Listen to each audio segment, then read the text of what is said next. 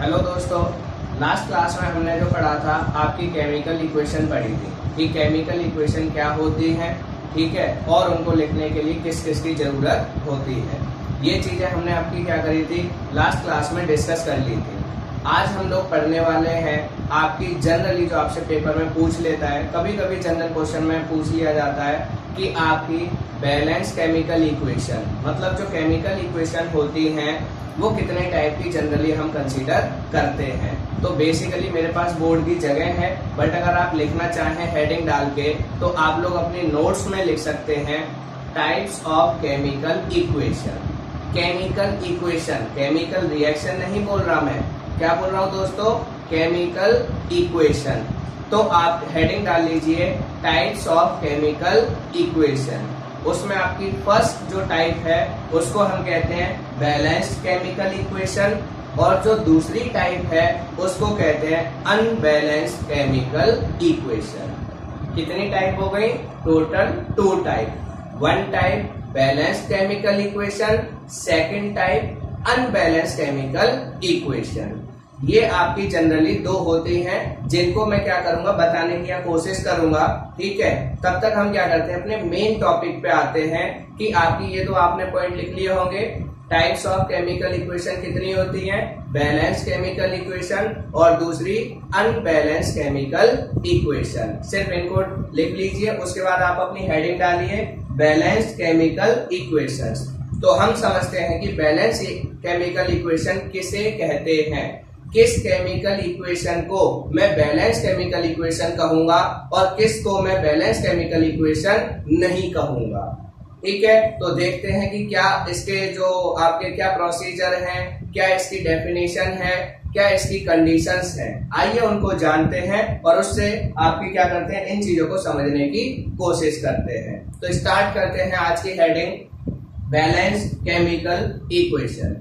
Balance chemical equation क्या होता है दोस्तों, केमिकल इक्वेशन आप ऑलरेडी पढ़ चुके हैं कि किसी भी केमिकल रिएक्शन को इक्वेशन की फॉर्म में लिखना केमिकल इक्वेशन कहलाता है। ये पॉइंट क्लियर हो गया, आपको समझ में आ गया था।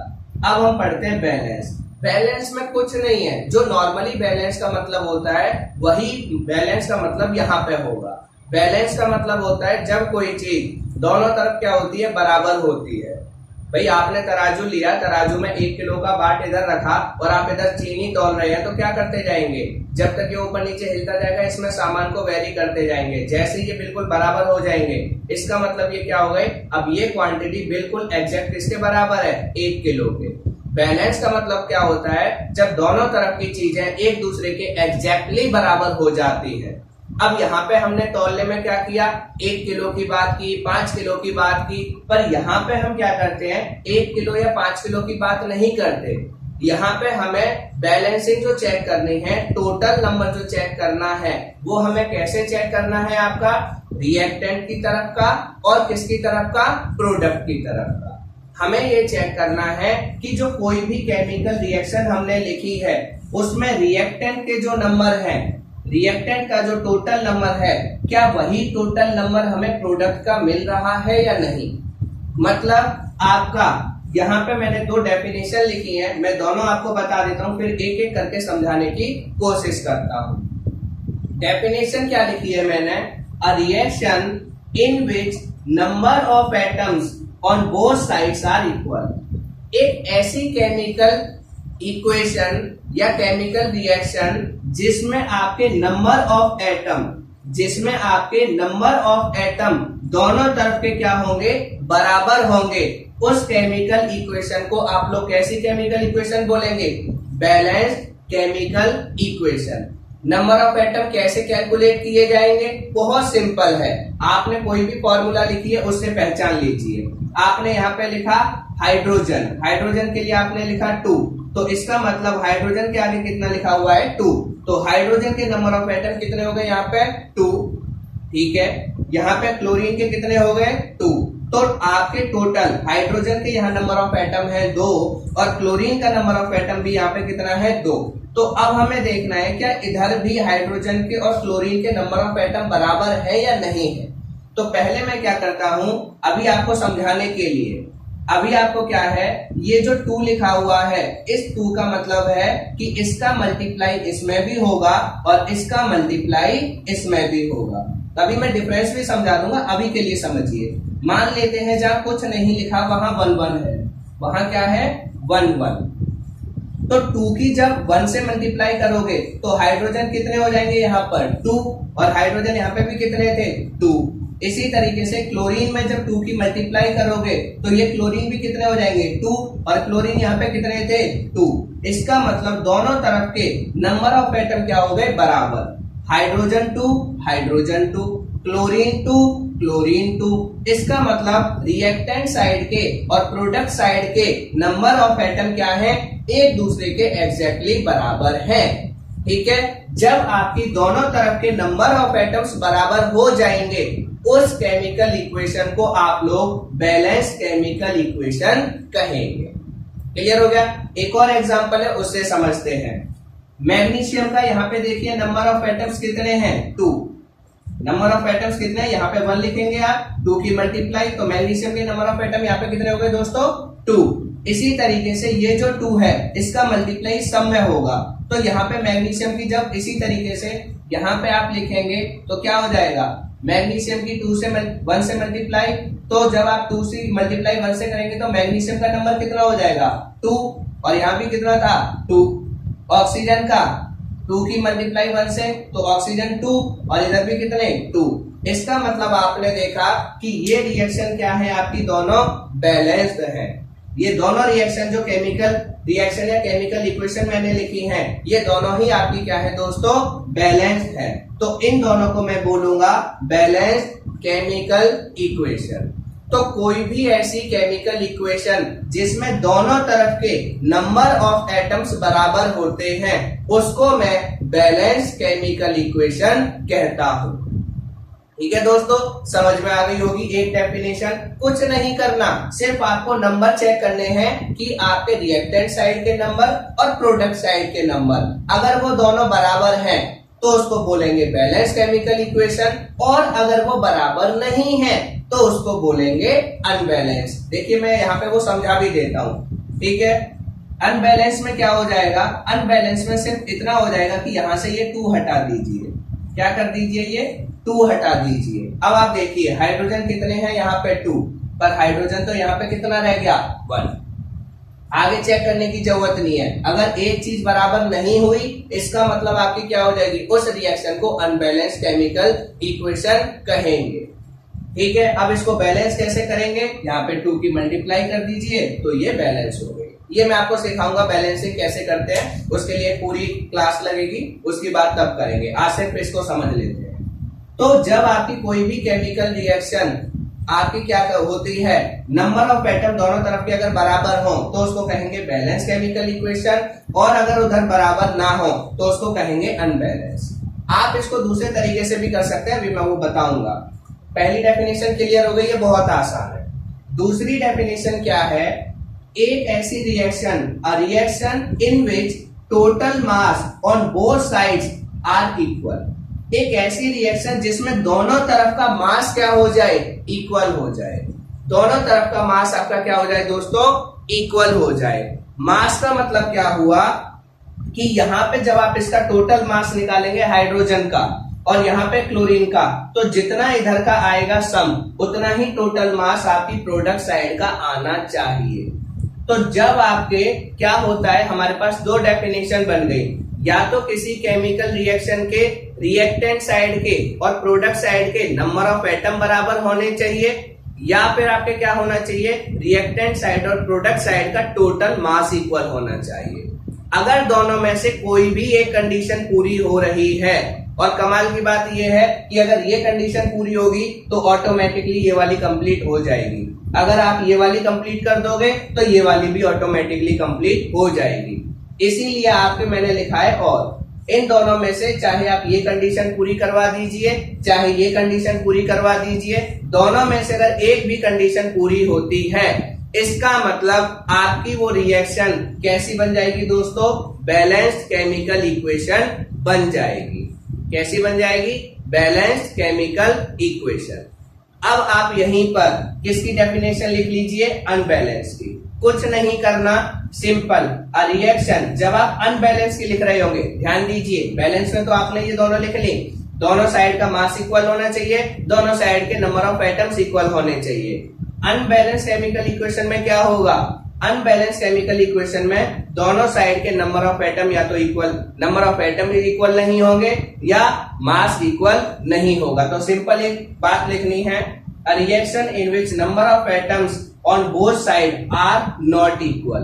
अनबैलेंस की डेफिनेशन में सिर्फ एक वर्ड लिखना है, नॉट इक्वल, और अनबैलेंस की दूसरी डेफिनेशन में on both side are not equal.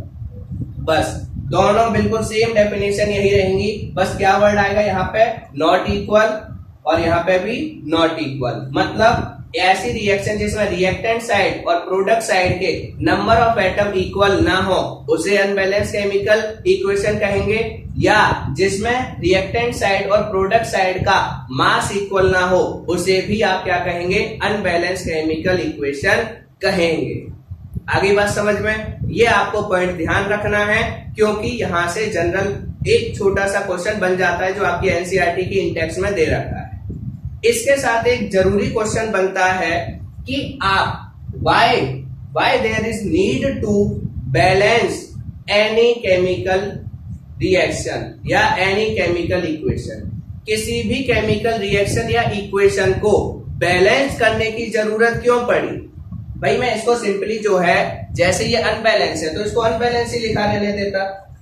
ये जो 2 है इसको मैं क्या करता, इसको नहीं लिखता, क्या जरूरत थी बैलेंस करने की, इसको क्या जरूरत थी बैलेंस करने की, ये सिंपली अनबैलेंस तरीके से ही लिखा रहता।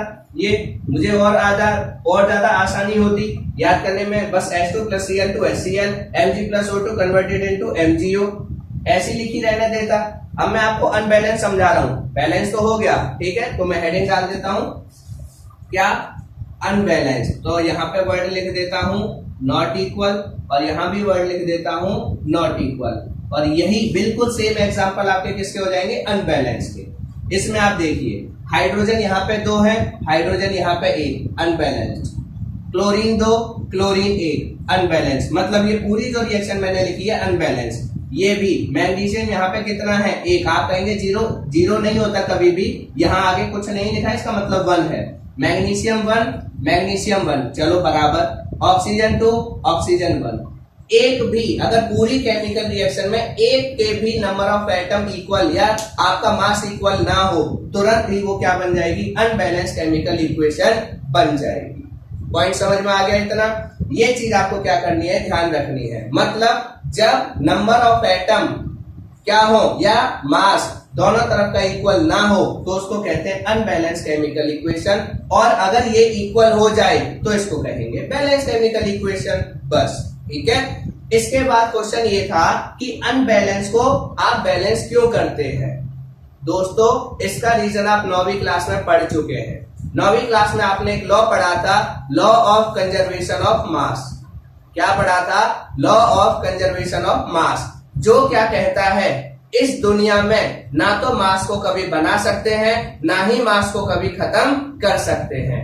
तो जब दोस्तों ना तो कभी मास बन सकता है और ना ही कभी खत्म हो सकता है, तो इधर जितना टोटल मास था इधर का, इन दोनों का जोड़ के जो टोटल मास आएगा वही टोटल मास तो इधर आना चाहिए। भाई आपने सब्जी बनाई, सब्जी में आपने क्या किया, आधी किलो आलू लिए, ठीक है, उसमें आपने 300 ग्राम पत्ता गोभी ली, आपने थोड़े थोड़े मसाले, मिर्च मसाले, जो भी चीजें तेल वेल मिला के टोटल आपने कितना कर लिया, वो 200 ग्राम हो गया। तो आप जब देखोगे उन सबका टोटल वजन कितना हो रहा है, अलग अलग 1 किलो। तो दूसरी तरफ जब सब्जी बनेगी तो उसका भी टोटल वेट कितना आना चाहिए, 1 किलो।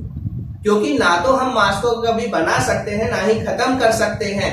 ये आपका लॉ ऑफ कंजर्वेशन, ठीक है, ऑफ मास कहता है। तो जब ये बात आपकी बिल्कुल डेफिनेट है कि ना तो मास कभी बन सकता है ना खत्म हो सकता है, तो फिर यहाँ पे मास में अलग अलग कैसे आ रहा है, मैं आपको एग्जांपल देके बताता हूँ। आपको थोड़ी डाउट हो रही होगी है, मैं क्लियर करता हूँ, फिर आपको समझ में आएगा। देखो कैसे मैं मास की बात, मैं आपको यहाँ पे मास का समझा रहा था कि मास इक्वल कैसे आता है या कैसे अनइक्वल होता है। तो देखते हैं, हाइड्रोजन का एटॉमिक मास आपको पता है 1 होता है, 1 × 2, तो टोटल यहाँ पे कितना आ गया 2U। फिर आपका कितना होता है 35.5 क्लोरीन का एटॉमिक मास मल्टीप्लाइंग करी 2 से, क्यों? क्योंकि यहाँ पे नंबर ऑफ एटम है, तो ये कितना हो गया आपका 71U। अगर आप इन दोनों को जोड़ोगे तो इधर का कितना आ रहा है टोटल 73U।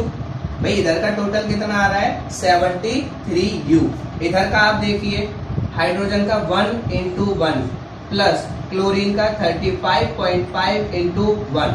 अगर आप देखेंगे तो 1 प्लस 35.5 तो टोटल कितना हो गया 36.5U।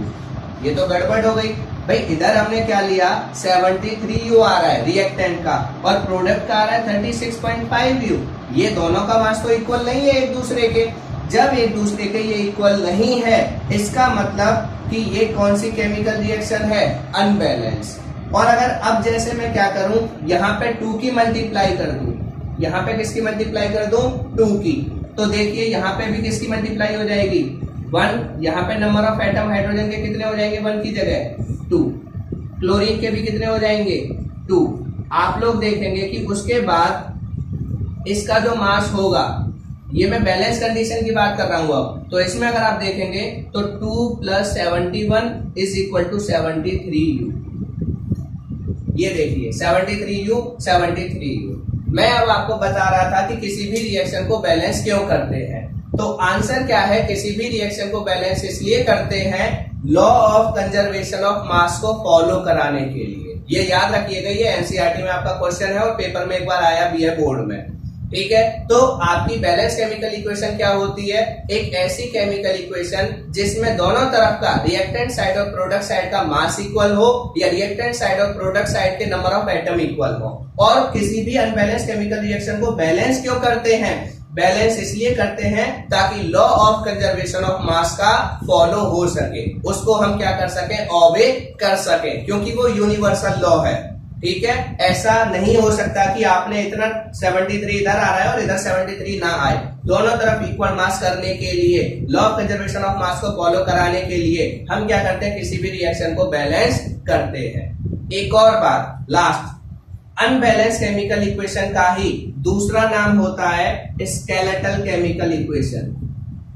स्केलेटल केमिकल इक्वेशन, ठीक है। ये और याद रखिएगा बस। कई बार टीचर कंफ्यूज करने के लिए आपसे पूछ लेता है कि स्केलेटल केमिकल इक्वेशन किसे कहते हैं, तो अनबैलेंस केमिकल इक्वेशन को ही स्केलेटल केमिकल इक्वेशन कहते हैं, ठीक है। कल की क्लास में हम सीखेंगे कि किसी भी रिएक्शन को बैलेंस कैसे करते हैं, बैलेंस करने का तरीका। आज हमने सिर्फ ये डेफिनेशन बैलेंस और अनबैलेंस कवर की है, बाकी हम करेंगे नेक्स्ट क्लास में। अगर आपको वीडियो अच्छी लगी हो तो इसको शेयर कीजिएगा, लाइक कीजिएगा और चैनल को सब्सक्राइब कीजिएगा। धन्यवाद।